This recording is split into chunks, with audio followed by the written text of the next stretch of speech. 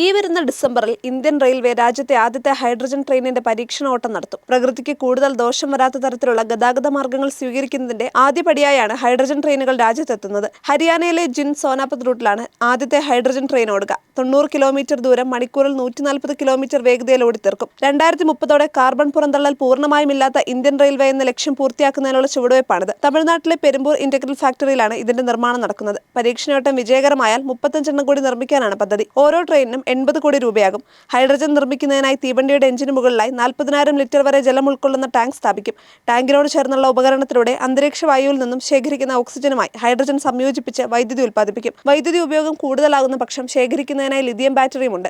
ഓരോ ഹൈഡ്രജൻ ടാങ്കിനും 1000 കിലോമീറ്ററോളം യാത്ര ചെയ്യാനുള്ള ഊർജ്ജം നൽകാനാകും. മണിക്കൂറിൽ 140 കിലോമീറ്റർ വേഗത കൈവരിക്കാനാകും. ജർമ്മനി, സ്വീഡൻ, ചൈന എന്നിവിടങ്ങളിൽ ഹൈഡ്രജൻ തീവണ്ടികൾ നേരത്തെ മുതൽ സർവീസ് നടത്തുന്നുണ്ട്.